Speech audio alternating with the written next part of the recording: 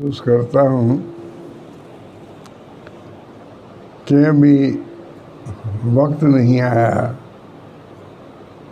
कि परम पूजनीय भगवान देवात्मा के देव जीवन और उनकी शिक्षा से लोग लाभ उठाने के आकांक्षी हों ना हो। वो चारों भाग पुस्तक एक के वार्तालाप में है। वार्तालाप में पहली अपनी किस्म की पुस्तक है। आवाज़ आ रही है? आवाज़ आ रही है।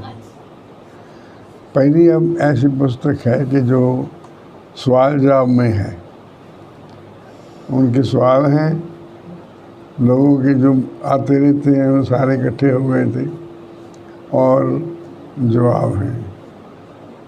पहला भाग है वो सातवां राग के दर्शन का है कि भगवान के अंदर सातवां राग विकसित हुआ। हम तो झूठ के अनुरागी हैं। झूठ हमारा जीवन का मंत्र है।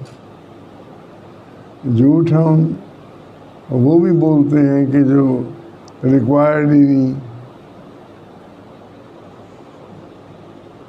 किसी के घर में जाते हैं, खा पी लो, हम खा पी के आए हैं जी, खा पी के भी आए हैं कि नहीं आए हैं। ये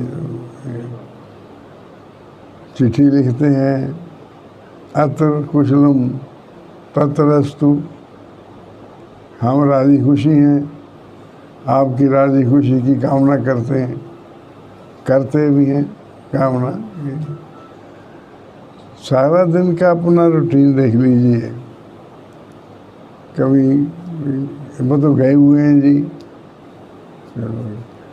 मोबाइल भी क्लिक कर दिए, मैं तो घर पर नहीं हूँ जी, घर पर नहीं हूँ। तो परम पूजनीय भगवान देवात्मा के अंदर सातवां राग पैदा हुआ कि वो अपने जीवन से झूठ बोल ही नहीं सकते थे। उनको ये भी कहा गया कि ये बात कह दो, ये बात कह दो। भगवान देवात्मा की सारी शिक्षा, सारा जीवन नेचर मूलक है। नेचर को समझ जाओ तो देवात्मा को समझ जाओ। भगवान ने लिखा है कि जो नेचर को नहीं समझता वो मुझे नहीं समझ सकता।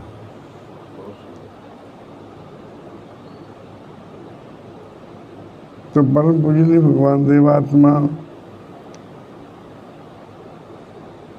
का आविर्भाव नेचर के नियमों के मुताबिक हुआ है। उसमें ये सत्य और हित अनुराग और असत्य और हित विराग की शक्तियाँ आई हैं। तो सत्यनुरागी होकर वो झूठ नहीं बोल सकते। उनको एक बार किसी ने कहा कि आप ये बात कह दो कि नेचर और खुदा एक ही हैं। तो आप तो कहते हैं ना नेचर ने सब कुछ किया। नेचर में तो एक प्रोसेस है, हुआ ही रहता है। न मैं बना सकता हूँ न कुछ आप बना सकते हैं। नेचर तो एक प्रोसेस है। तो वो कहते जी कि आप देवात्मा होकर ये कह दो कि मैं जो नेचर कहता हूँ वो ईश्वर का ही रूप है, या ईश्वर जो है वो नेचर का ही रूप है। तो ऐसा झगड़ा ही सारा ख़त्म हो जाए और लोग आपके दर पे भागे आएंगे। जैसे आपकी ऐसी शिक्षा है आपके भगवान देवात्मा ये फरमाते हैं कि मुझे ये समझ में नहीं आता। कैसी कमाल की बात है। मुझे ये समझ में नहीं आता कि झूठ से भी किसी का कल्याण हो सकता है। कि मैं झूठ मूठ कह दूँ कि ईश्वर और नेचर एक ही है, झूठ से भी किसी का कल्याण हो सकता है। ये सत्य और शिव अनुरागी के लिए मुश्किल है कि वो समझे। तो जो वार्तालाप हुई वो वार्तालाप का कुछ भाग मैं आपको सुनाना चाहता हूँ कि वार्तालाप छपी है। सातम राग के 8 अंग हैं और 8वां है धर्म विषयक सत्य अन्वेषण अनुराग। धर्म विषयक सत्य अन्वेषण अनुराग, सत्य धर्म की खोज का अनुराग, सतम राग, सत्य धर्म की खोज का। और इस अंग ने, 8वें अंग ने धर्म शिक्षा की सारी काया पलट दी। और ये सब 8वें अंग की देन है। तो प्रश्न ये है, जिज्ञासु जो है वो प्रश्न करता है कि सातम राग की गाथा तो अत्यंत विस्मयजनक है, क्योंकि वो सातम राग पहले डिस्कस हो चुके हैं। सवाल जवाब में 1 से 7 अंगों का जवाब सवाल हो चुका, किताबें छपा हुआ है। तो 8वें अंग के बारे में जब 8वें अंग तक पहुंचता है वो जिज्ञासु, सवाल जवाब जिसके साथ हो रहे हैं, तो वो कहता है कि सातम राग की गाथा तो अत्यंत विस्मयजनक है। हैरानी, ये 7 जो अंग हैं वो हैरानी पैदा करने वाले हैं कि ऐसे भी अंग पैदा हो सकते हैं। इसे सुनकर मेरे भीतर भगवान देवात्मा के प्रति श्रद्धा भाव का उदय हो जाता है। जिज्ञासु लिखता है कि ये जवाब जो आप सतम राग के बारे में दे रहे हैं, मेरे अंदर श्रद्धा जाग जाती है। अधिकारी आदमी के अंदर तो श्रद्धा जागेगी। सतन्वेषण अनुराग के लिए कितना देवात्मा ने त्याग किया है, कितना त्याग किया है, वो शब्दों में बताया नहीं जा सकता। और अगर वो सारा पढ़ के सुनाया जाए तो दिन रात लग जाए कि सातम राग की खोज में कितनी उनको दिक्कत आई। एक तो भगवान फरमाते हैं कि उस खोज का कोई राही नहीं था। लोग बड़े इंसान मिथ्या विश्वासी, झट मिथ्या विश्वास कर लेते हैं और झट उसका पालन करने लग जाते हैं। सत्य का तो विश्वास ही कोई नहीं। और सत्य धर्म की खोज के पहले किसी ने की नहीं, तो मुझे कोई मदद नहीं मिल सकी किसी से भी। इसका पहले कोई रिकॉर्ड नहीं था कहीं भी, कोई इतिहास नहीं था। तो मैं अकेला ही इस जंगल का राही था जिसका मुझे रास्ता नहीं पता था, भाई किधर जाना है, किधर क्या है। मेरे अंदर सवाल थे, जवाब मुझे मिलते ढूंढने में बड़ी मेहनत करनी पड़ती थी। तो वो बैकग्राउंड थोड़ी सी बताई है। तो उनका जवाब सवाल सुनकर कि मेरे अंदर तो श्रद्धा जागती है, तो देवधर्मी ने, मेरे जैसे देवधर्मी ने क्या जवाब दिया। अभी आप सतम राग के 8वें और आखिरी अंग के बारे में और सुनेंगे कि जिस अंग की महिमा शब्दों में गाई नहीं जा सकती। अभी तो आप सुनेंगे वो गाथा जिसकी गाथा की महिमा ही गाई नहीं जा सकती। ये धर्म ज्ञान विषयक सतम राग, परंतु दूसरी तरफ देवात्मा अनुराग के बिना, देवात्मा के इस अनुराग के बिना फैला हुआ मिथ्या मतों का भयानक जाल कभी नहीं टूट सकता था अगर भगवान ये खोज ना करते। ये जो मिथ्या मतों का जाल फैला हुआ है ये कभी टूट ही नहीं सकता था। ये चैप्टर बहुत बड़ा है, मैंने ही कंपोज किया है, मैंने ही लिखा है इकट्ठा करके। तो उनकी आपको 4 लाइनें और सुनाता हूँ। इसलिए क्योंकि पहले किसी ने नहीं किया, कोई रिकॉर्ड नहीं, कोई हेल्प नहीं मिल सकती, इसलिए विश्व के इतिहास में सत्धर्म की खोज जो नेचर ने सत्यानुरागी भगवान देवात्मा के लिए ही संभव रखी। नेचर ने ये सत्धर्म की खोज भगवान देवात्मा के लिए ही मुमकिन रखी थी, क्योंकि 8 सत्य के अनुराग उनमें पैदा हुए और 8वां ये धर्म की खोज, अन्वेषण जिसको बोलते हैं, भगवान देवात्मा के लिए रखी थी। एक अनुपम और अलौकिक और सब युगों की सबसे बड़ी खोज, सब युगों की सबसे बड़ी खोज, सब युगों की सबसे बड़ी खोज, जिसने युगों का अंधकार नष्ट कर दिया, जिसने मिथ्या मतों का सारे युगों से फैला हुआ इस खोज ने, देवात्मा की इस खोज ने, और सब युगों की सबसे बड़ी खोज है, जिसने युगों का अंधकार नष्ट कर दिया, मनुष्य के कल्याण का पथ सदा के लिए खोल दिया।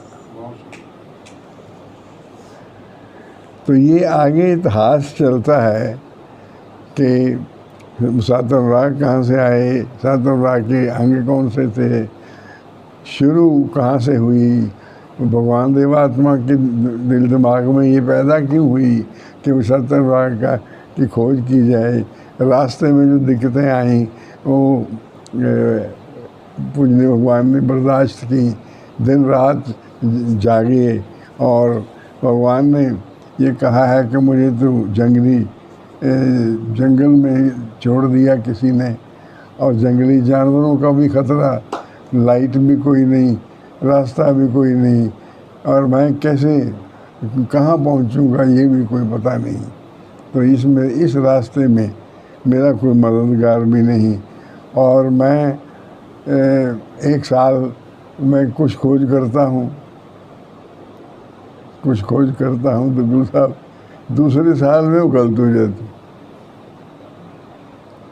गलत यूँ हो जाती है कि नए सत्य और तत्व मेरे सामने आ जाते हैं, और ये हर साल की किस्सा चलता जाता है कि मेरी ज़िंदगी आगे बढ़ती जाती है, सात अनुराग की खोज का अंग जो है ये विकसित होता जाता है, और मैं आज जो सत्य खोजता हूँ कल को वो अधूरा महसूस होता है, उसको पूरा करने के लिए मैं फिर चल देता हूँ।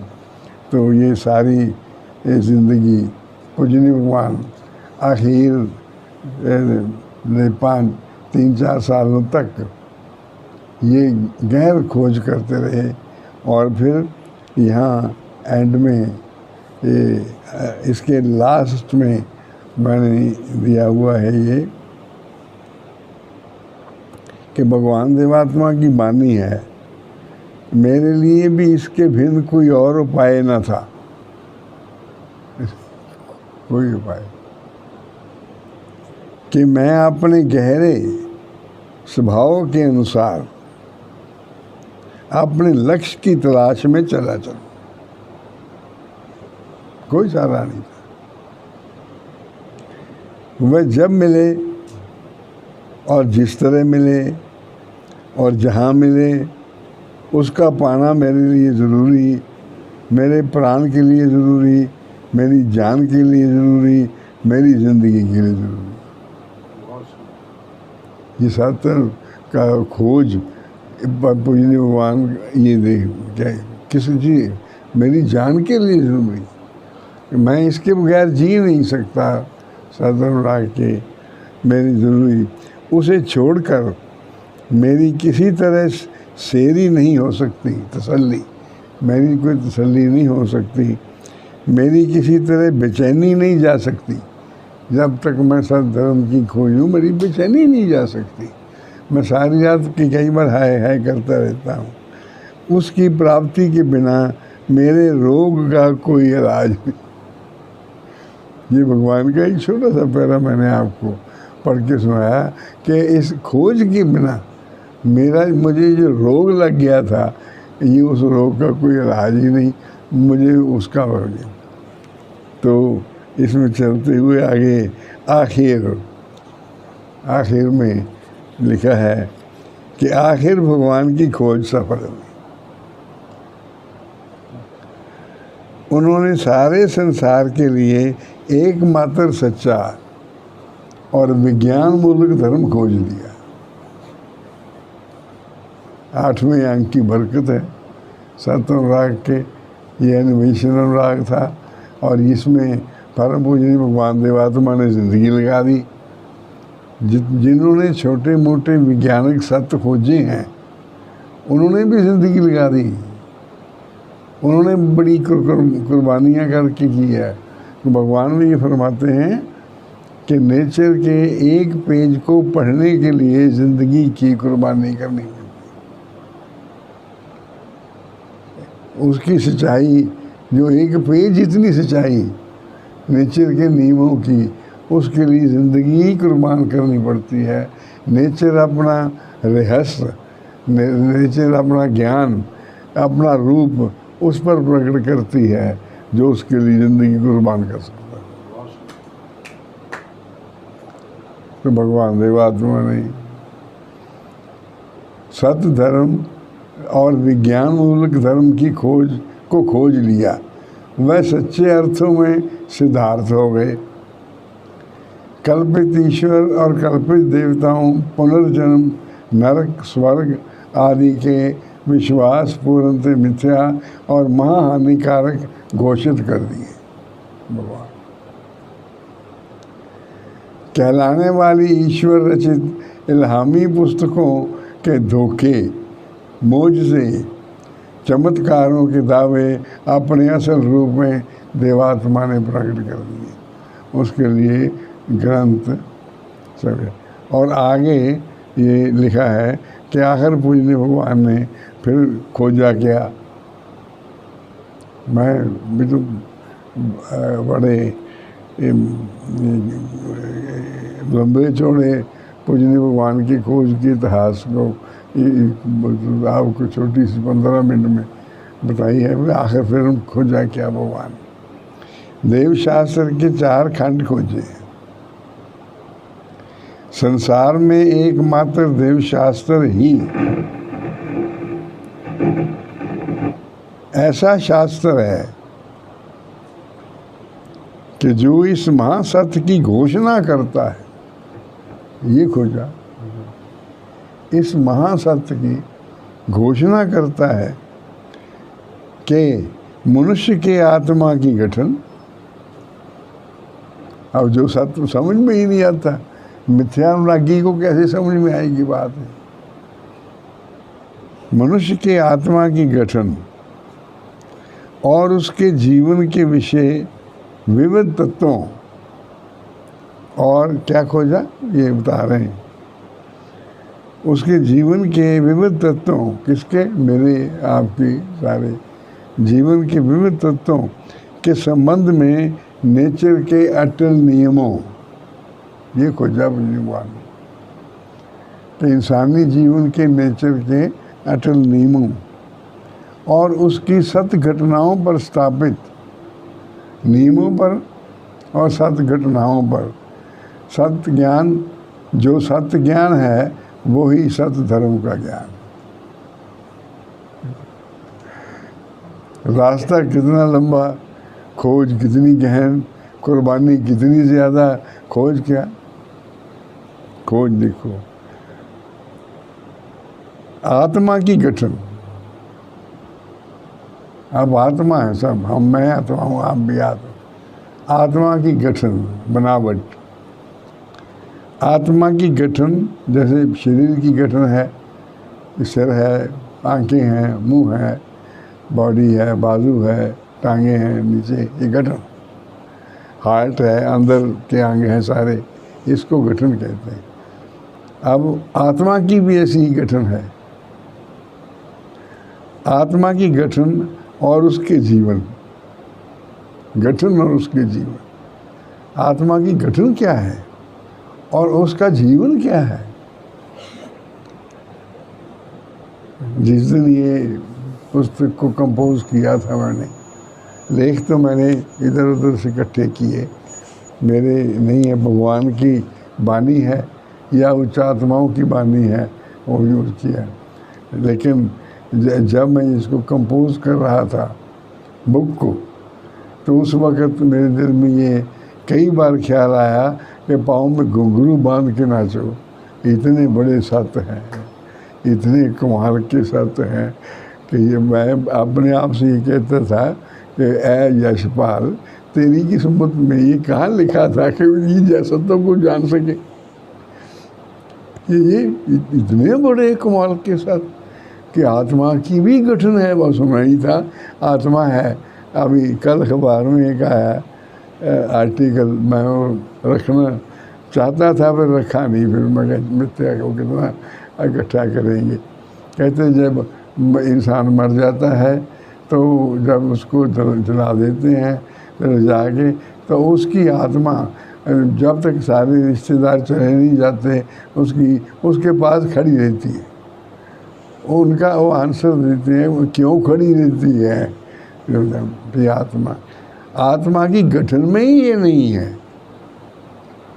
अब आत्मा की गठन और उसके जीवन के विविध तत्वों के संबंध में नेचर के अटल, भगवान ने आत्मा की गठन 1, 2, 3, 4, 5 इस तरह की है और 8 अंग पूजन भगवान ने बताए हैं और बताएंगे आगे चल के। और उसके जीवन के विविध तत्वों के संबंध में नेचर के अटल नियमों और उसकी सत्य घटनाओं पर स्थापित जो सत्य ज्ञान है, नेचर के नियमों और घटनाओं, वही धर्म विषयक सत्य ज्ञान है। अन्यथा सब चीज़ मिथ्या है। अब ये एक लाइन है, ये जो इस लाइन पर सारे मिथ्या मजहब टेस्ट किए जाते, कोई बात ही नहीं, कोई झगड़ा ही नहीं, नेचर हमारी नहीं, नेचर सबकी है। नेचर के अटल नियम और सत्य घटनाएं जो हैं उनके मुताबिक जो है धर्म का ज्ञान, वो सत्य धर्म का ज्ञान है। भगवान से क्वेश्चन किया गया कि अगर आपका खोजा हुआ ज्ञान कभी कोई उसकी बात सत्य नेचर के खिलाफ साबित हो तो कहते छोड़ देनी चाहिए। नेचर का सत्य ज्ञान प्रधान है, कोई वजूद प्रधान नहीं। तो नेचर के अटल नियमों पर आधारित जो ज्ञान है धर्म का, वो सत्य धर्म का ज्ञान। अब आपको क्या कुछ चाबी मिल गई, मैंने आपको एक चाबी दे दी, अब इस्तेमाल करो। नेचर की सत्य घटनाओं को जानो, नेचर के अटल नियमों को जानो और उन पर एक एक सच्चाई को परख करो। जो ठीक हो वो ठीक है, जो गलत हो वो गलत है, वो किसी की हो, वो किसी भी धर्म की हो। नेचर के नियम के मुताबिक आप एक एक नियम को पकड़ो और एक एक जो सच्चाई फैली हुई है उसको पकड़ो, या जो सच्चाई आप जानना चाहते हैं उसको पकड़ो और नेचर के नियमों के मुताबिक टेस्ट करो। फेल पास, फेल पास, जो नेचर के नियमों के मुताबिक हो, और फिर नाचोगे। मैं इजिप्ट में क्या हुआ था, जब मैं कुछ साल रहा तो वहाँ मैंने एक जगह गैदरिंग हो रही थी, तो हमारी भाषा तो नहीं समझते, मैं उनकी भाषा नहीं समझता, लेकिन अंग्रेज़ी में बातचीत हो रही थी। उनके यहाँ एक ऐसा वैज्ञानिक व्यक्ति हुआ था कि जिसकी बहुत महिमा गाते थे, उसको नहाते हुए टब में एक सच्चाई नज़र आई थी नेचर के नियमों के मुताबिक। कब आई थी? नहाते हुए टब में, और वो इसको इतनी अच्छी लगी ये चंबा में, वो उसको पता ही नहीं रहा कि मैं कपड़े नहीं पहने हुए वो सड़क पे भाग पड़ा, मैंने पा लिया, मैंने पा लिया, मैंने पा लिया, I found it, I found it, I found it. और लोगों ने पकड़ के उसको कपड़े पहनाए। वो कहते क्या पागल हो गया? कहते हाँ मैं पागल ही हूँ, मुझे सच्चाई नज़र आ गई है, मुझे नेचर के नियम नज़र आ गए हैं, ये बात क्यों ऐसे होती है। अब मैं एक फिक्स्ड पॉइंट नहर के किनारे या कहीं भी गाड़ कर सारी दुनिया को घुमा सकता हूँ। तो जब आप एक एक नियम एक एक उसे टेस्ट करेंगे ना जी, तो फिर देखना आपकी क्या अपने कमरे में मैं आगरे में था तो वहाँ कमरा कंबाइंड था, 2 आदमी और थे मेरे साथ, एक तो शरदाबान थे, एक मेरे अपोजिट थे, वो मुझे हर में क्रिटिसाइज करते रहती थी। मैं सुबह 4 बजे साधन करके ये पढ़ा के वहाँ मैं हाथ जोड़ के बड़ा खुश बैठा और कहता क्यों खजाना ना पिया। वो वैसे टाँच सा कर रहा था कि क्यों खजाना मिल गया, सीजन में हमें मिल रहा, मैं क्या हो खजाना ही मिल गया। ज्ञान सबसे कीमती चीज़ है और नेचर के नियमों के मुताबिक जो ज्ञान वही सत्य ज्ञान है, वही कल्याणकारी ज्ञान है। अगर अपने आप जीवन को अब कल्याण करना है तो वो धर्म की सत्य आप अपनाइए जो नेचर के अटल नियमों के मुताबिक, नेचर के अटल नियमों। अब नेचर के एक अटल नियम बताता हूँ मैं आपको। एक नेचर में ये अटल नियम है और वो हर क्षण आप पर भी मुझ पर भी लागू है कि हर अस्तित्व परिवर्तित हो रहा। आप बताओ, इसमें आप बचपन में थे, अब आप परिवर्तित हो गए। अब जब बुजुर्ग हो जाता आदमी, अगर माँ उसकी मिले उसको कभी किसी नियम के मुताबिक, वो कहेगी ये जिसका छोटा सा बच्चा जिसका मैं मुँह चूमती रहती थी, ये है वो, ये है वो। इतना बदल गया, इतना बदल गया। वो इतना एक दिन में नहीं बदला, वो क्षण क्षण बदलता, क्षण क्षण बदलता जा रहा है। नेचर में एक ये नियम है कि हर वक्त परिवर्तन जारी है। और दूसरा नियम ये है कि परिवर्तन 2 प्रकार का है। परिवर्तन 2 प्रकार का है। बताइए, एक हानिकारक, एक हितकारक। एक तो अस्तित्व को बढ़िया बना देता है, एक अस्तित्व को घटिया बना देता है। और जब अस्तित्व घटिया बनता रहे तो नष्ट हो जाएगा, जब बढ़िया बनता रहे तो वो एग्जिस्ट करेगा। वो ज़िंदगी की बहारें, मौत के बाद के जो परलोक हैं उनको भी दिखेगा। तो ये नेचर का अटल नियम, इसमें टेस्ट कर लो सब कुछ, जिसमें जो भी परत में है कि नहीं परिवर्तन का नियम। भगवान तो ये फरमाते हैं कि आप सभा में आए थे, सभा में आप चले जाएंगे, इसमें भी आप परिवर्तित हो गए, इसमें भी आप परिवर्तित हो गए। आपने कुछ नहीं किया, आपने घर में बैठे कुछ नहीं किया, चिंता की, चिंता खराब की, परिवर्तित हो गए। ये नेचर का नियम है। चिंता में भी आपको चिंता में भी नीच गति नहीं करनी है। ये नहीं भाई अमल नहीं किया नीच गति, सोच लिया कि मैं जी शर्मा जी की जेब काट लूँ, पर काटी नहीं। और वो चिंता भी जो है ये भी पतनकारी है और ये भी बुरा परिवर्तन पैदा करती है। नेचर का ये लॉ है। इसमें से देवात्मा भी ऊपर नहीं है और मनुष्य, बड़े बड़े मनुष्य आत्मा ऊपर नहीं है, कोई भी ऊपर नहीं है। ये पूज्य भगवान की खोज का एक नियम है। ऐसे पूज्य भगवान ने बहुत सारे नियम खोजे हैं। तो आखिर में ये जिज्ञासु पूछते हैं कि ये बताओ जी कि भगवान की ये शिक्षा कहाँ मिलेगी? तो उसको चार देव शास्त्र का पता दिया जाता है कि चार देव शास्त्र में मुख्य शर्त। अब मैं परिवर्तन का नियम आपके से बात कर रहा था। कुछ साल पहले श्रद्धा के योग श्रीमन विकास देव जी मेरे पास आए। उनके साथ मेरा बहुत घनिष्ठ संबंध था। समाजी जो मर्जी करती रही, उनके साथ मेरा संबंध नहीं घटा।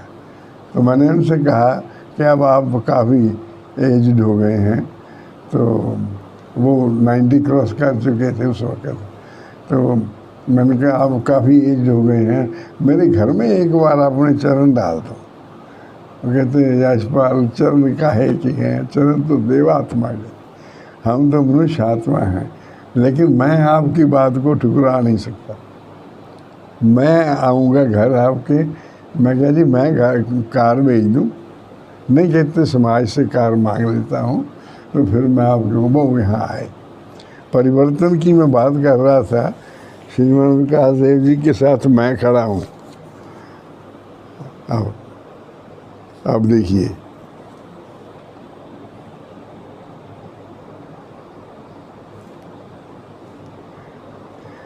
अब ये एक पहलवान खड़ा है। देखो कितना तगड़ा है। ये परिवर्तन का नियम है। आप मेरी शक्ल देख लो। अब आप कैसे परिवर्तन से डिनाई कर सकते हो? अच्छा, ये तो बाहर के शरीर की बात है। आत्मा भी परिवर्तित हो रहा है, आत्मा भी परिवर्तित हो रहा है। तो आत्मा भी परिवर्तित होकर पता नहीं क्या बदल गया। श्रीमान विकास देव जी तो परलोक के किसी अच्छे लोक में हैं। तो मैं अपने आप को ही नहीं पहचान पाता। इतना परिवर्तन। तो ये उन्होंने पूछा कि जी ये सत्य ज्ञान जो भगवान ने खोजा वो दिया कहाँ हुआ है? तो ये उनको बताया गया कि ये देवशास्त्र में 4 खंडों में दिया है। सबसे मुख्य खंड है देवशास्त्र 3रा खंड। अब मैं आपको 3रे खंड की बात बताता हूँ। ये तो मैंने आपको बता दिया कि परम पूजनीय भगवान देवात्मा ने आत्मा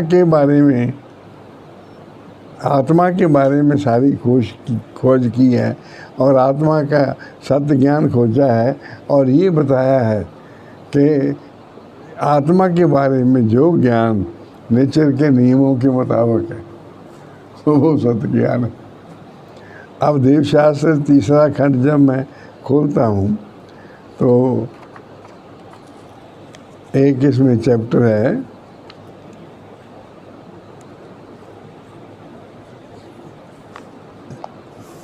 तीसरा चैप्टर है इसमें। ये देवशास्त्र 3रा खंड आत्मा की तस्वीर है। आत्मा क्या है, उसमें क्या अंग हैं, उसकी गठन क्या है, परिवर्तित होकर क्या बनती है, अंत उसका क्या है। अच्छा परिवर्तन आता रहे तो अंत क्या है, घटिया परिवर्तन आता रहे तो अंत क्या है, और वो गतियाँ क्या करता है कि जिससे परिवर्तन आता है। और उन्होंने इतनी गतियाँ लिखी हैं कि उससे बाहर मुझे को नहीं, इतना सत्य ज्ञान दिया है।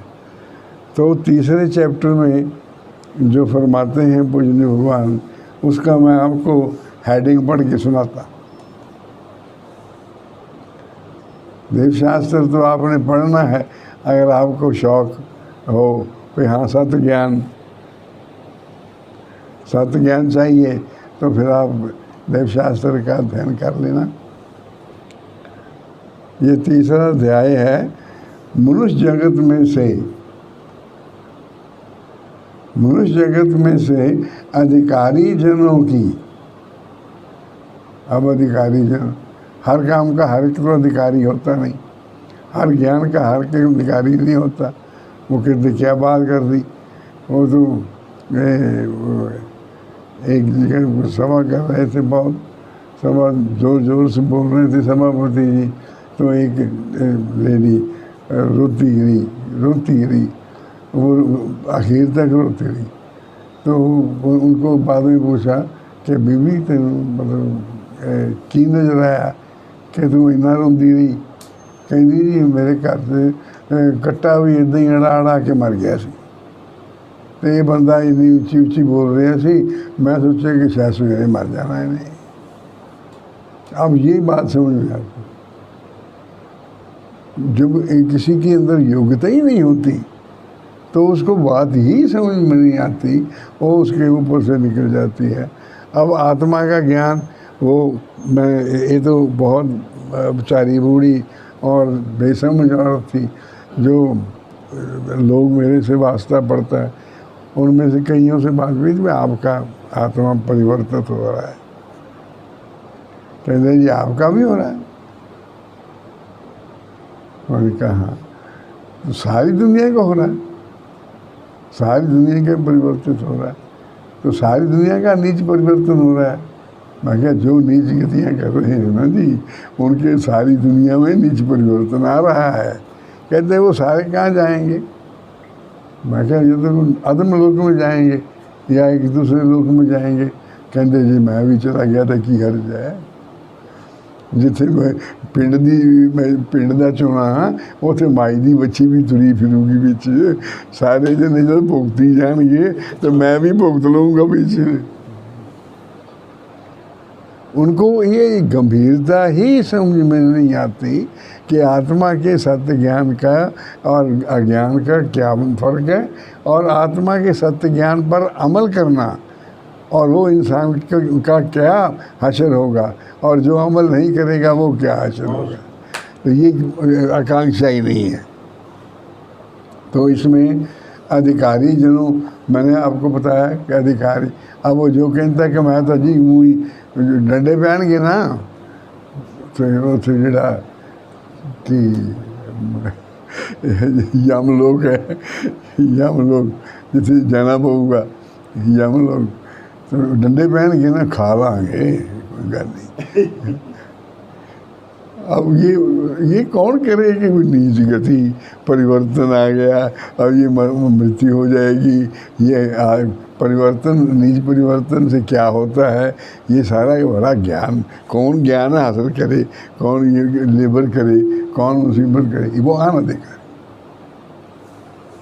अधिकारी आत्मा सोचता हुआ है ये मेरी आत्मा के बारे में किया और मेरा ये हैसियत होने वाला है, और मुझे ये इसमें फिक्रमंद हो जाना चाहिए। वो अधिकारी है जो कहे कि कोई बात नहीं मैं डंडे खा लूँगा, जितने लोग डंडे खाएंगे वो तो मैं भी डंडे खाई जाऊँगा, वो अधिकारी। अच्छा,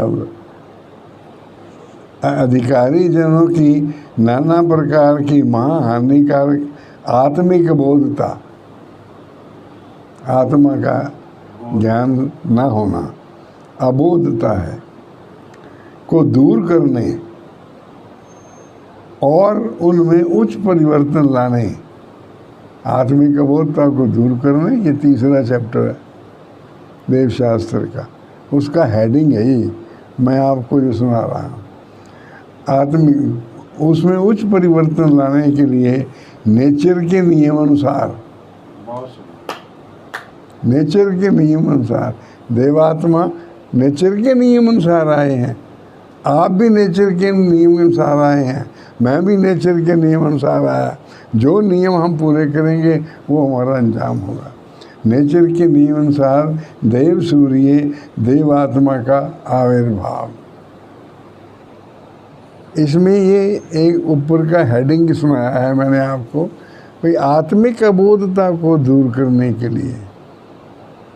आत्मिक अबोधता क्या है? भगवान देवात्मा फरमाते हैं कि नीच गतियों से जो परिवर्तन आता है उसका सत्य ज्ञान न होना आत्मिक अबोधता है। आत्मिक, ये जो नीच गति क्या होता है, जब नीच गति करते हैं तो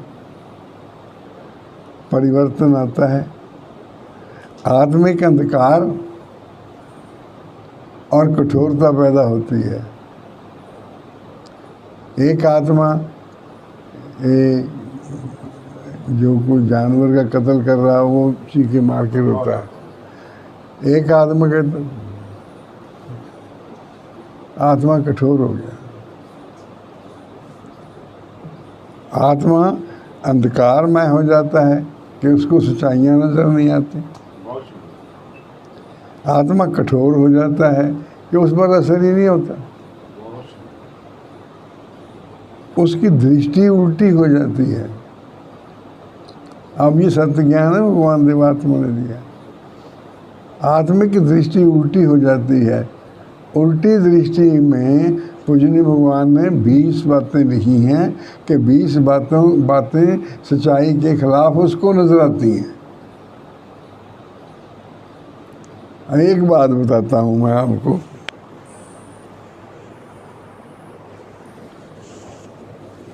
भगवान ने लिखा है उसको जिस्म अपना जिस्म नजर आता है। क्यों जी छावड़ा साहब, कोई बात समझ में आई? और मेरा जिस्म, उसको अपना जिस्म अपना नजर आता है। ये दृष्टि उल्टी है। अब आप बताओ क्यों है उल्टी? जिस्म तो है ही मेरे पास, मुझे अपना नजर आना उल्टी दृष्टि क्यों है? भगवान फरमाते हैं ये नेचर की तरफ से तुम्हें अमानत मिला है आत्मा के कल्याण के लिए। तुम ये सत्य नहीं देखते, इसलिए तुम्हारी उल्टी दृष्टि है। ये उल्टी दृष्टि हो सकती है। तो मेरे पास जो जिस्म है ना जी, सारी उम्र सुख भोगने के लिए थोड़ी है। ये मेरे को पास जिस्म है दूसरों के और अपने हित के लिए, अपने और दूसरों के हित के लिए। ये उसको नज़र नहीं आता। उसको दौलत अपनी नज़र आती है, उसको बच्चे अपने नज़र आते हैं, उसको सब चीज़ अपनी नज़र आती है जो इस्तेमाल करता है। और वो एक्चुअली में सत्य ये है कि सब चीज़ छिन जानी है और उस वक्त तक नेचर की अमानत तुम्हारे पास है। 90 साल की उम्र, 80 साल की उम्र, 100 साल की उम्र, जितनी भी उम्र है, ये नेचर की अमानत है आपके पास, औरों का भला करने के लिए और अपना भला करने के लिए। तो ये नज़र नहीं आता। भगवान फरमाते हैं कि नीच गतियाँ करते करते उल्टी दृष्टि हो जाती है भाई। और दृष्टि जो कह रहा था कि मैं डंडे खा लूँगा जी, कोई गल नहीं,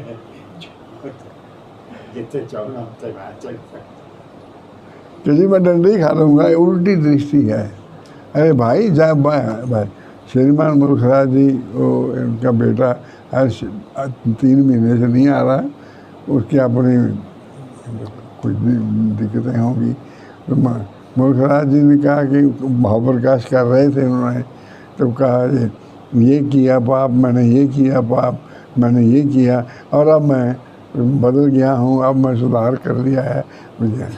बीच में मेरे घर विकास नगर में सभा हो रही थी। मेरा घर जहाँ था वहाँ भी इतना नहीं से छोटा थोड़ा कमरा था, भरा रहता था, नीचे पीछे बैठे रहता था। वो कहते जी एक बंदा उठा नवा से, कहीं 100 चूहे खा के बिल्ली हाजी ਨੂੰ चली। ਹੁਣ ਕਹਿੰਦਾ ਮੈਂ ਬਾਪ ਛੱਡ ਦਿੱਤੇ ਹੈ, 100 ਚੂਹਾ ਖਾ ਕੇ ਬਿੱਲੀ ਹਾਜੀ ਨੂੰ ਚੱਲੀ ਹੈ, ਹੁਣ ਹਾਜੀ ਕਰੂਗਾ ਇਹ। ਉਹਨਾਂ ਨੇ ਸੁਣ ਲਿਆ, ਉਹਨੇ ਜਵਾਬ ਦਿੱਤਾ ਜੀ, ਕਹਿੰਦੇ ਮੈਂ ਤਾਂ ਹਾਜੀ ਨੂੰ ਚੱਲਿਆ, ਤੁਸੀਂ ਚੱਲੇ ਹੋ ਕਿ ਨਹੀਂ? मैं तो नीच गतियाँ छटतियाँ, मैं नीच गतियाँ छोड़ रहा हूँ, मैं नीच गतियों का त्याग कर रहा हूँ। मैं चाहे 100 चूहे खा के हाजिर ਨੂੰ ਚੱਲੇ हैं, ਤੁਸੀਂ ਕਿੱਥੇ ਚੱਲੇ ਹੋ? ਤੁਸੀਂ ਆਪਣੀ ਪੜਤਾਲ ਕਰੋ। ਤੁਸੀਂ ਹਾजिर ਨੂੰ ਚੱਲੇ, ਛੱਡਣ ਲੱਗੇ ਹੋ ਪਾਪ, ਛੱਡੋ पाप मेरे वांगर। हाजिर ਨੂੰ ਚੱਲਿਆ। और फिर उन्होंने कहा भाइयों हाथ जोड़ के मेरी प्रार्थना है, उन्होंने प्रार्थना की कि हाथ जोड़ के मेरी प्रार्थना है कि घर को आग लग गई घर के चिराग से, घर को आग लग गई, आधा जल गया। मैं कहीं बाहर से आया, मैंने देखा कि मेरा घर जल रहा है, तो मैंने सोचा जितना बचता बचा लूँ। तो मैं 100 बिल्ली खा के जो मेरा पतन हुआ है उसके अलावा तो बचा लूँ जो बचता है। इसलिए तो ये उल्टी दृष्टि हो जाती है इंसान की, जो वो बात उसको समझ में नहीं आती और अनावश्यक दुखों की उत्पत्ति होती। सारी उम्र दुख भोगता रहता है। सुख चाहता है, दुख मिलता है, सुख चाहता है, दुख मिलता है। बड़े दुख हैं दुनिया में जो इंसान को अपने सुख लाभों से मिलते हैं। वो एक किसी का पेट खराब है, कल दफ्तर तो मैंने पूछा, मैंने कहा मैंने आपको रोका था बाज़ार की चीज़ मत खाया करो, आपकी एज हैगी है ऐसी। वो अब बताओ कि कुलचे भटूरे खा के तो अस्पताल में दाखिल होना क्या कोई अक्लमंदी है? ये जो अस्पताल में दुख तुम्हें कुलचे भटूरे खा के हुआ है, ये अनावश्यक दुख है। इस दुख से तुम बच सकते हो परहेज करके।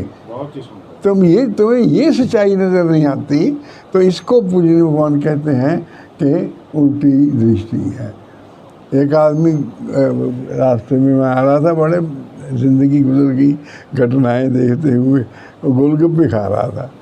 मेरा वाकफ था, मैंने उससे कोई बात करनी थी। मैं दूर जाके स्कूटर खड़ा कर दिया। मैंने कहा ये जब गोलगप्पे खा के थक जाएगा तो मैं इससे मिल लूँगा। मैंने स्कूटर मोड़ा तो मैंने कहा हाँ जी भाई साहब, मैंने आपसे बात करनी थी। ये तुम ये गोलगप्पे पसंद करते हो? पहली गल तो मैं दसा ये सेहत वास्ते नुकसानदेह है। कहते कि जहर को जहर काटता है जहर को जहर काटता है। मेरा गला खराब है और मैं गोलगप्पे खा रहा हूँ कि मेरा गला ठीक हो जाएगा, क्योंकि जहर को जहर काटता है। अब ये विश्वास रखना, भगवान फरमाते हैं ये उल्टी दृष्टि है। और ऐसी मैं आपको सैकड़ों मिसालें देख सकता हूँ कि वो उल्टी दृष्टि पैदा हो जाती है। उल्टी दृष्टि। अब मैंने एक को कहा भाई आप सभा में नहीं आते, वो कहते जी घर के काम ही इन्ने जरूरी है कि सभा च गया, ये टाइम ही नहीं मिलता। ये उल्टी दृष्टि है। एक ने मुझे कहा कि जी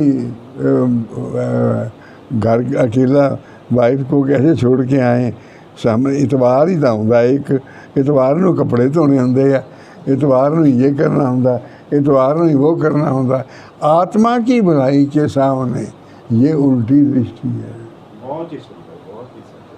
भगवान फरमाते हैं कि आत्मा के अबोधता तुम्हारी क्या है कि तुम्हें ये नहीं पता कि तुम्हारी आत्मा अंधकार में कितनी है और वो कठोर कितनी है, उल्टी दृष्टि कितनी है, और अनावश्यक दुखों को कैसे भुगत रही है, अनावश्यक दुखों को कैसे भुगत रही है।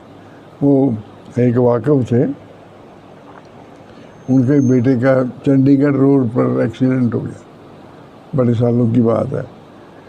तो उसकी डेथ की खबर मिली, वो चंडीगढ़ रोड पे जो हुई वो तो नहीं खबर मिली, उनके फादर की डेथ की खबर मिली कि जो गुजर गए हैं, अफसोस कर देना। मैं कहा चलो क्या हुआ? कहते हैं उनके बेटे का एक्सीडेंट हो गया था, कार दरख्त के बीच में लग गई, तो वो दुख बर्दाश्त नहीं कर सके, अपनी कार ले जा के उसी दरख्त में मार के वहीं मर गए वो। ये उल्टी दृष्टि है। तो ये आत्मा के अंदर ये परिवर्तन आता है कि ये उल्टी दृष्टि, और उसके बाद आत्मा के बल का नाश हो जाता है। आत्मा का बल जो है वो घटता चला जाता है। बुराई का सामना करने का आत्मा का बल जो घट जाता है। मेरी फॉरेन कंट्री में 5 स्टार होटल में गवर्नमेंट ने रिजर्वेशन कराई थी, गवर्नमेंट ने, मेरे साथ कई और भी थे। तो मैंने उनसे कहा कि जी ये मेरा मेनू लिख दो खाने का, मैं प्योर वेजिटेरियन हूँ। कहते कोई बात नहीं, आपकी टेबल में वेजिटेरियन लगा देंगे। वो वेजिटेरियन खाना आया, बीच में मछलियाँ, बीच में अंडे। वो मैंने उसको बुलाया, हेड को, वेटर को, कि मैं आपसे लिखा के आया हूँ कि मैं प्योर वेजिटेरियन हूँ। कहते जी ये तो जाल चोरी है। वो हिंदुस्तान कहते फिश है, ये तो वाटर वो है, क्या क्या क्या उन्होंने कहा। और अंडे जो हैं ये नॉन फर्टाइल हैं। ये मैं उठ खड़ा हुआ, मैं कहा ये आप खा लो, मैं नहीं खाऊँ। आत्मा के अंदर बल चाहिए अपोज करने के लिए। उन्होंने फिर कुक को इंडिया से मंगाया, इंडिया से कुक मंगाया, मेरी टेबल सेपरेट टेबल लगाई, मेरे ऊपर वेटर सेपरेट लगाया, मेरे ऊपर सर्विस करने की सेपरेट लगाया, और मुझे खाना खिलाया, और मैं शौक़ से खाता रहा जितने दिन भी होते रहे, क्योंकि मेरी आत्मा में बल था। वो कहते आप शराब नहीं पीते? मैं कहा नहीं पीते। आप मांस नहीं खाते? क्योंकि मुसलमान मुल्क है, उसमें तो ये कोई सोच ही नहीं सकता कोई नहीं खाते। कहते तो आप जीते कैसे हैं? मैं क्या आपकी उम्र कितनी है? कहते तो 30 साल। मैं क्या मेरी उम्र अभी 20 साल की है, आओ कुश्ती लड़ लो। सही बात है, बिल्कुल ठीक है। आओ दौड़ लगा लो, दौड़ लगा लो, हाँ। आओ जो मर्जी दिखा लो, मैं वेजिटेरियन हूँ, मैं तो उनसे तगड़ा हूँ। ये बंदे आत्मा के अंदर बल चाहिए फेस करने के लिए, अपोज करने के लिए, नीच गति को अपोज करने के लिए। ये एक आदमी वो टेबल के नीचे एक आदमी को रिश्वत दे रहा था। वो कहता मैं पास बैठा था, उसको भाई तू छुप के देगा, इतनी ना दी। ये बल ही नहीं है उसके अंदर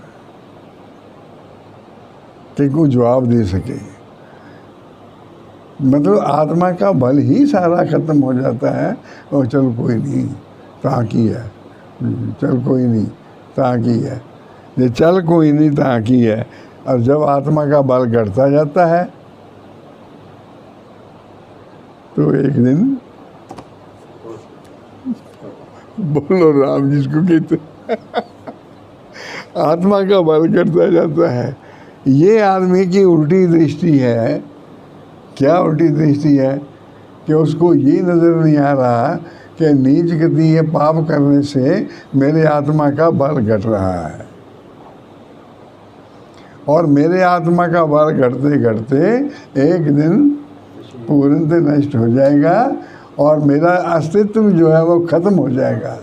वो समझता है मैं आत्मा हूँ, मैं अमर हूँ। एक बार नाम दया में गाए, पापी जीवन मुक्त हो जाए। ये उल्टी दृष्टि है कि एक बार नाम लेने से मेरा पापी जीवन सारा नष्ट हो जाएगा।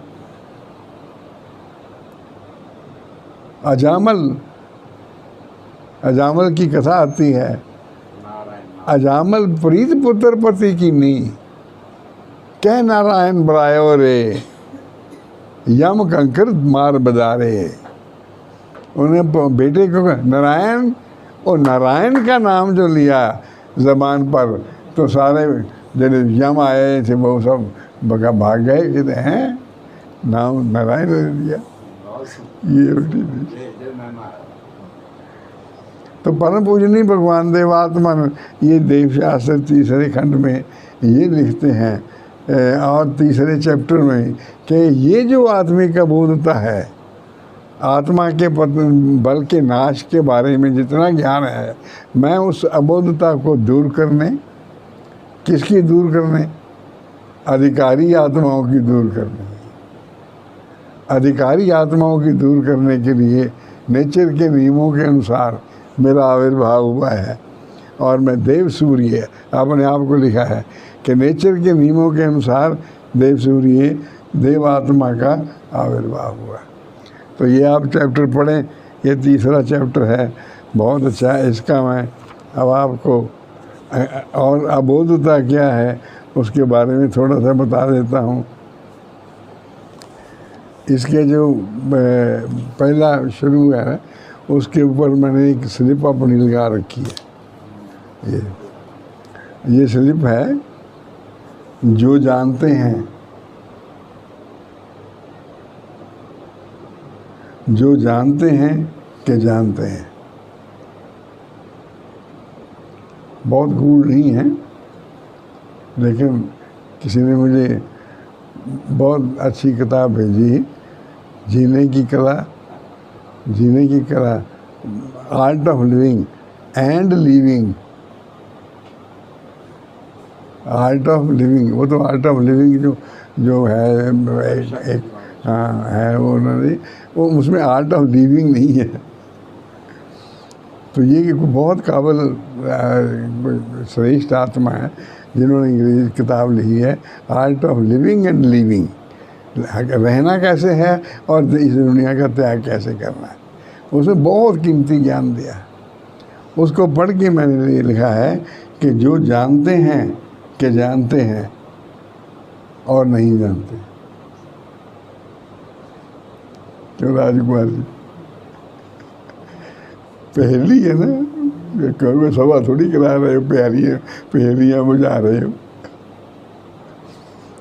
जो जानते हैं कि जानते हैं और नहीं जानते, उनसे बच के रहो, उनसे बच के रहो। जो जानते हैं कि नहीं जानते और नहीं जानते, उन्हें सिखाने की ज़रूरत है। ये मैंने पेज पे स्लिप लगा के रखी हुई है, और मैं पढ़ने से पहले ये यहाँ से शुरू करता हूँ। और तीसरी बात, जो जानते हैं कि जानते हैं और असल में जानते हैं, उनकी संगत करो। जो जानते हैं कि जानते भी हैं और असल में भी जानते हैं, उनकी संगत करो। चौथी बात, और जानते हैं और जो जानते हैं और जानते भी हैं और अनजानों की तरह साधारण से लगते हैं और कहते हैं कि हम बहुत कम जानते हैं, उनकी छाया भी अमृत के समान है। बहुत ही सुंदर, बहुत ही सही बात है। उनकी छाया भी अमृत के समान है, और उनकी संगत करो, उनकी भक्ति करो, उनकी शरण पढ़ो और जीवन गुजार दो। ये मैंने लिख के रखा हुआ है, ये देवशास्त्र का पाठ शुरू करने से पहले। अब मैं पाठ का शुरू कर दूं, फिर कभी धीरे धीरे चलते रहेंगे। कोई गाहक है? चावड़ा जी, अच्छा, मैं आपको परम पूजनीय भगवान देवात्मा ने जो शुरू करने से पहले 4 बातें लिखी हैं, वो पढ़ के सुना देता हूँ। पैसे देंगे?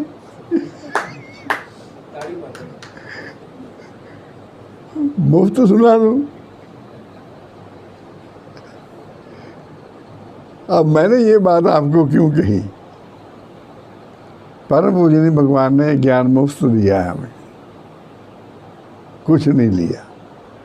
देवशास्त्र के बारे में भी परम पूजनीय भगवान देवात्मा ने लिखा है कि मेरी जितनी कीमत इस पर लगे एक किताब पे, उसका 1/4 हिस्सा लिया जाए लोगों से। उनको ये 10 रुपये की है तो 2.5 रुपये की बेची जाए, ताकि ये ना हो कि जो गरीब हो वो पढ़ ना सके। मुफ्त ना बांटी जाए बिल्कुल, क्योंकि लोग रद्दी में इस्तेमाल कर लेते हैं। तो मैं, चावड़ा जी, आप तैयार रखें, थैला थुल्ला भर के ये सत्य ज्ञान बांटने लगा हूँ, जो परम पूजनीय भगवान देवात्मा ने यहाँ दिया है। भूषण जी हंस रहे हैं कि मुझसे तो मांगा नहीं। मैंने पता है कि तुम दूरों आए हो, नाल नहीं ले आए, इस करके मैंने आपसे नहीं मांगी। राजकुमार जी खुश हैं कि मैं थी आए, मैं तो मंगी नहीं। तो देखिए परम पूजनीय भगवान देवात्मा के मनुष्य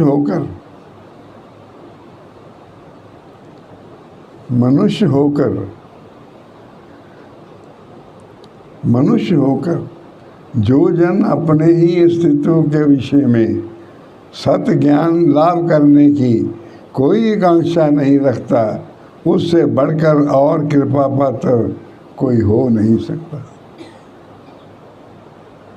मनुष्य होकर जो अपने ही अस्तित्व में सत्य ज्ञान, अस्तित्व के बारे में सत्य ज्ञान लाभ करने की आकांक्षा नहीं रखता, उससे कृपा पात्र कोई नहीं है।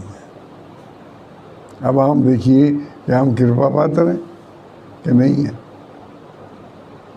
हम अपने अस्तित्व के सत्य ज्ञान की कोई आकांक्षा नहीं रखते। मनुष्य होकर किसी जन के लिए अपने अस्तित्व, विशेषकर अपने आत्मा के विषय में सत्य बोध और सत्य ज्ञान लाभ करने का आकांक्षी होने से बढ़कर और कोई बड़ा अधिकार नहीं। आत्मबोधि शब्द श्रीमद देवर सिंह जी से थे।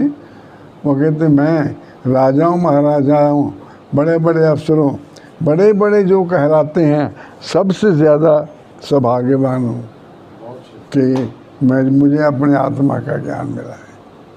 वो कहते हैं रोम में एक बार कंपटीशन हुआ कि ज्ञानी, शहर में सबसे ज्ञानी कौन है, उसकी तलाश की जाए। तो उन्होंने इन्विटेशन दे दिया। बहुत सारों ने कहा कि स्टेज पे मेरे पास ये ज्ञान है, मेरे पास ये ज्ञान है। दूसरे ने कहा मेरे पास ये ज्ञान है, तीसरे ने कहा मेरे पास ये ज्ञान है। एक आदमी आया, उसने कहा कि मेरे पास ये ज्ञान है, मेरे पास ये ज्ञान है कि मैं अज्ञानी हूँ और मैं कुछ नहीं जानता और मुझे बहुत कुछ सीखने की ज़रूरत है, मैं अज्ञानी हूँ। And he was declared the best. और उसका नाम प्लेटो, इतिहास में। मैं नहीं जानता, मैं अपने बारे में नहीं जानता। तो ये दूसरी बात थी पूजनीय भगवान की। तीसरी बात, मनुष्य होकर किसी जन के लिए अपने आत्मा के संबंध में सत्य ज्ञान लाभ करने की आकांक्षा रखकर भी, अब तीसरी कंडीशन आ गई, आकांक्षा रखकर भी परंतु अपनी अयोग्यता के कारण उसके विषय में किसी सत्य के दर्शन व उपलब्ध करने के योग ना होना। आकांक्षा तो है लेकिन वो योग्यता नहीं है जो डीपली जान सके, अथवा ऐसी आकांक्षा से ही वहीन होना। ना आकांक्षा होना, ना योग्यता होना, वहीन होना होकर अपने आत्मा के विषय में पूर्ण अंधकार और अज्ञान की दशा में रहना उसकी अत्यंत कृपा पात्र है। बदकिस्मत वो है, वो नहीं जिसके पास धन नहीं, वो नहीं जिसके पास संतान नहीं, वो नहीं जिनके पास ऊपर बड़ा कोई ओहदा नहीं, वो नहीं कि वो प्रधानमंत्री मोदी नहीं, वो सबसे अभागा इंसान है कि जिसके ना तो वो अपने अस्तित्व आत्मा के ज्ञान की आकांक्षा रखता है, ना योग्यता रखता है। भगवान यहाँ से शुरू करते हैं भगवान।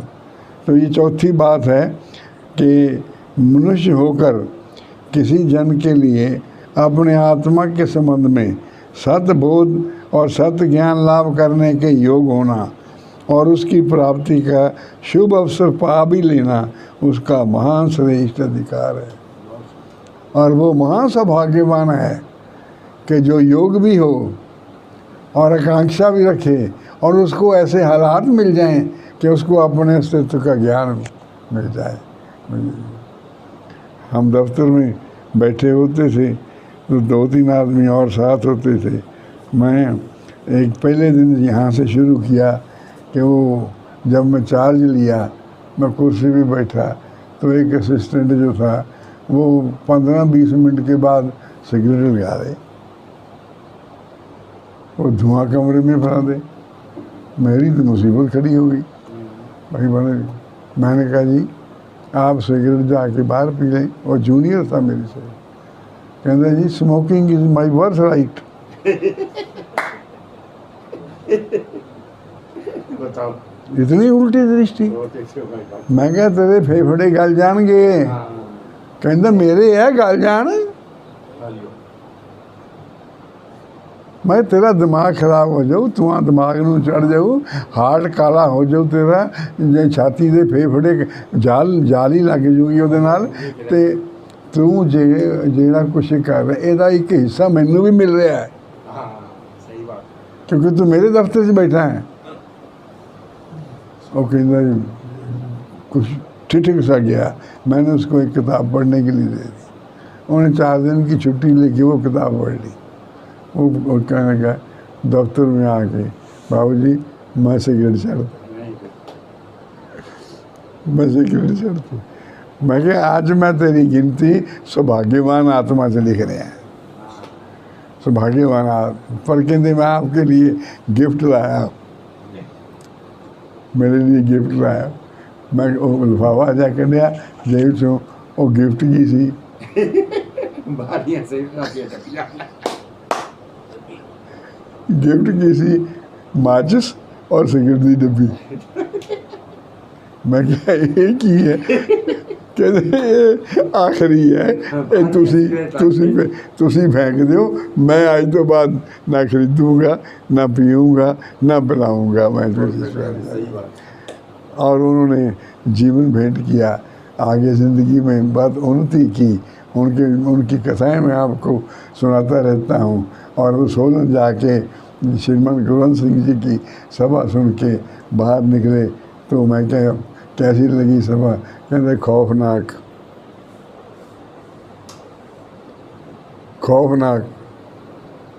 मैं क्या सभा में खौफनाक कहते, मैं की कह रहे हो, कहते नीच अनुराग खौफनाक, नीच गतियाँ खौफनाक, पाप की गतियाँ खौफनाक, मेरे अस्तित्व का अंजाम खौफनाक, मेरा अंजाम खौफनाक, मैनू भी नजर आया। पत्र छपा हुआ है, किसी वक्त आपको पढ़ के सुना दूंगा मैं। तो सौभाग्यवान आत्मा वो है जिसके अंदर आकांक्षा पैदा हो जाए कि मैं आज ये आकांक्षा छोटी सी पैदा हो जाए कि नीच गतियाँ ना करना। जिदा मुल्खराज जी ने किया, भावें टाँच करने वाले ने किया 100 बिल्ली खा के 100 चूहा खा के हज नूं चली बिल्ली, भी मैं चलो मैं हाजी बिल्ली सही, तुसी तो हाजी बिल्ली बन जाओ। तुसी अब नीच गति करनी छोड़ दो, आत्मा का बल घट जाएगा, आत्मा का बल घटता जाएगा तो आत्मा की मृत्यु के समान हो जाएंगे, और तुम जन्म लेकर मनुष्य सबसे बदकिस्मत इंसान कहलाओ। अगर तुम अपना आत्मा का बहुत ज्ञान हासिल करोगे, नीच गति से बच के रहोगे, आत्मा के बल का, चाहे तुम कंगाल हो, चाहे तुम अमीर हो, चाहे तुम क्या कह दे, तुम सबसे ज़्यादा सौभाग्यवान। मोह बंधन खा जाता है आदमी। एक मौलवी जी को की कहानी सुनी मैं, पाकिस्तान बनने की पहले उनका आखिरी साह आ गए, कहते जी मेरे साह नहीं निकल रहे, अपने परिवार को कहते कि मेरे साह नहीं निकल रहे, कहते की होया है, गुप्ता जी हंस रहे, की होया, कहता जी मेरी बास्केट है नवीं सवाई है, उत्ते किली ते टंगी हुई है, ਉਹਦੇ अंदर जेब 800 रुपया है, वो लिया के मेरे उत्ते पा दो, फिर मेरे भरा निकल जाए। ये मोह बंधन है, ये धन अनुराग है। अरे जब यहाँ हैं तो पैसे यहाँ खर्च लेंगे अपने, वो भी अपनी भलाई के लिए, दूसरों की भलाई के लिए या अपनी भलाई के लिए, और जब जाने का मौका और छोड़ जाएंगे फिर अपने आप देखा जाएगा जो नेचर बहुत बड़ी है। इसलिए बताना तो मैं बहुत कुछ चाहता था, यहाँ आज यही बताना चाहता हूँ कि हम अपने सबसे बड़े दुश्मन आप हैं। हम अपने इंसान, एक किताब छपी थी, इंसान तेरा सबसे बड़ा दुश्मन कौन है? शेर, बघियाड़, चोर, डाकू और अत्याचारी लोग नहीं, तू अपना सबसे बड़ा दुश्मन आप है। तो अपनी ऐसी गतियां करना है जिन्हां नाल तेरा ही अपने अस्तित्व की हानि होंदी है और फिर तू मृत्यु नूं प्राप्त हो जाना है। तेरे सब तो बड़ा दुश्मन तू अपना आप है। तो देव शास्त्र का पाठ करें। अभी तो हमने शुरू ही किया है, एक एक चैप्टर आपको बताता जाऊंगा ज्यों ज्यों मुझे मौका मिलेगा, और खुद भी मैं पढ़ के लाभ उठाता हूँ और आप भी थोड़ा बहुत लाभ उठाते हैं, तो मेरी खुशी उसमें बहुत है। तो आजकल सेहत की मेरी, मैं पहलवान तो नहीं रहता लेकिन कुछ ठीक रहती है। जी मेरी कामना है जब तक मेरी ठीक रहे सेहत थोड़ी, मैं सब आप करा के आपको भगवान का संदेश देता हूँ। धन्यवाद।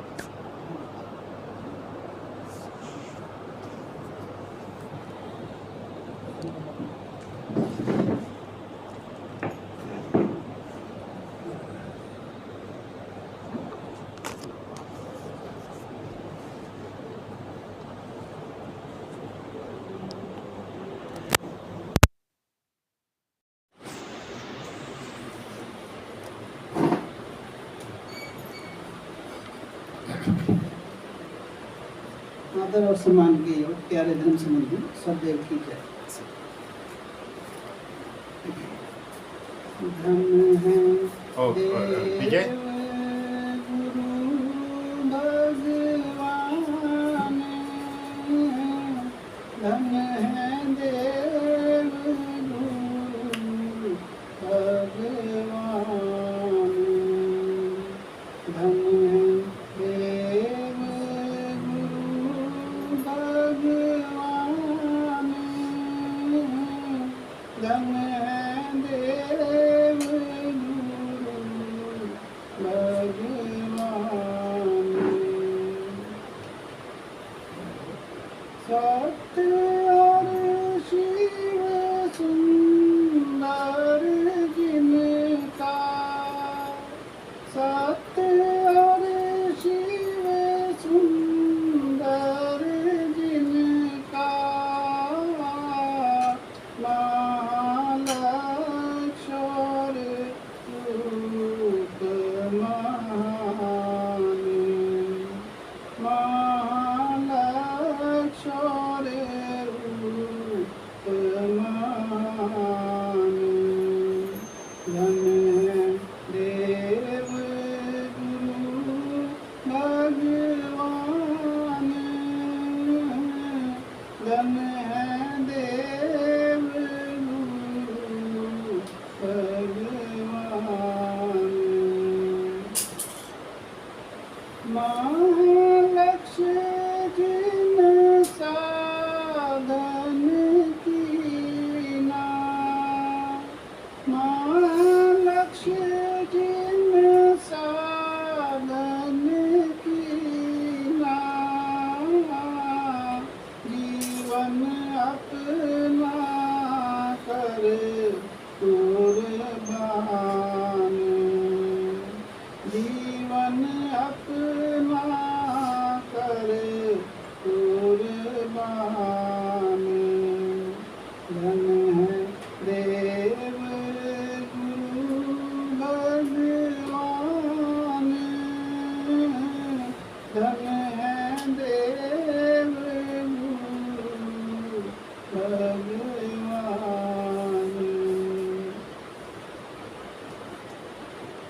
सारे जग के हित साधन को, सारे जग के हित साधन को,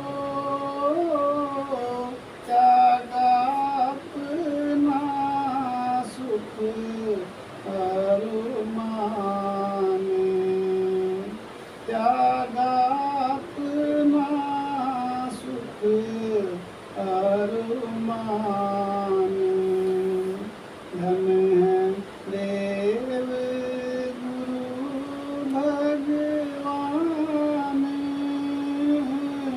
धन है देव गुरु भगवान।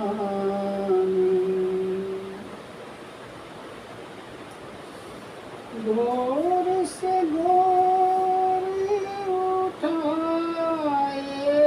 दुखड़े, घोर से घोर उठाए दुखड़े, तो भी कीना पर कल्याण, तो भी कीना पर कल्याण। धन है देव गुरु भगवान, धन है देव गुरु भगवान।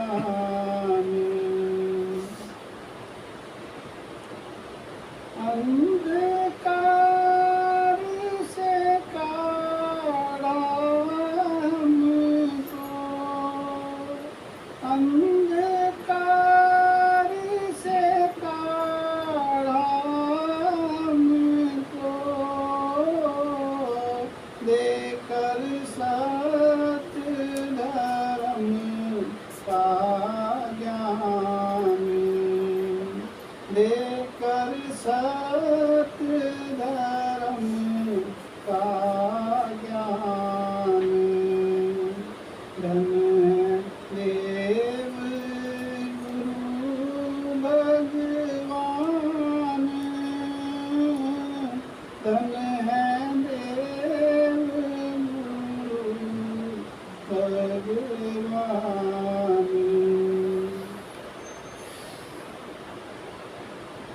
पाप से तारे शत शत पापी, पाप से तारे शत शत पापी,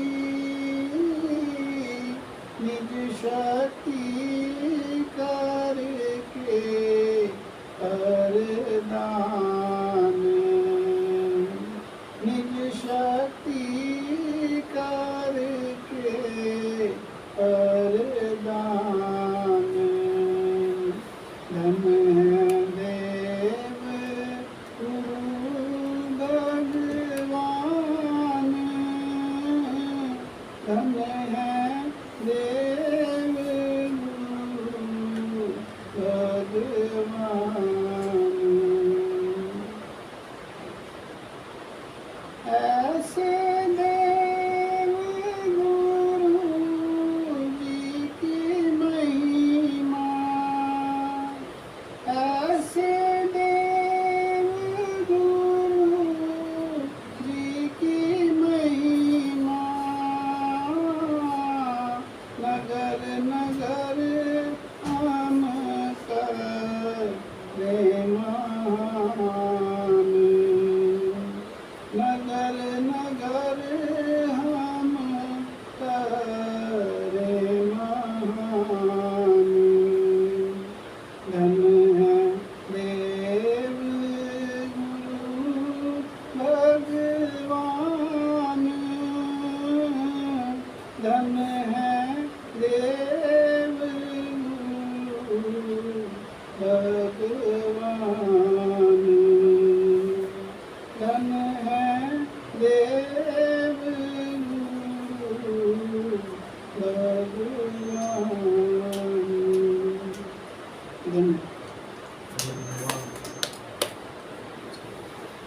याद नहीं करेंगे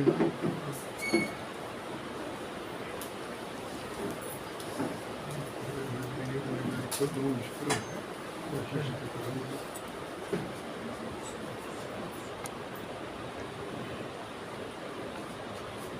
भगवान देव आत्मा की जय, भगवान देव देवात्मा की जय।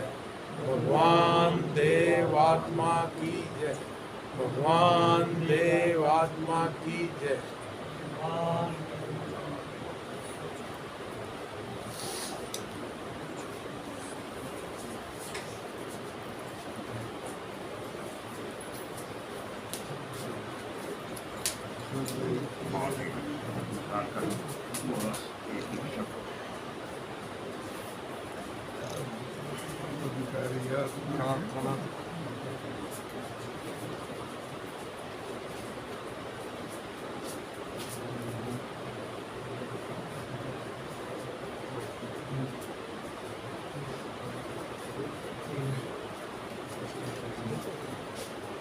क्या बोला?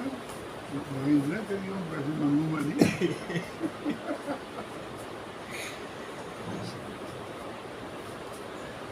यार जहाँ का फोन आ जाता है ना हमारी बैटरी चार्ज होती है खुशी मिलती है।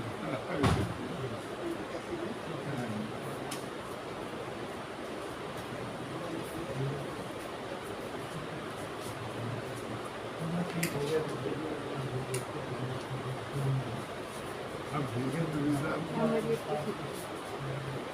बिल्कुल झोला खड़ा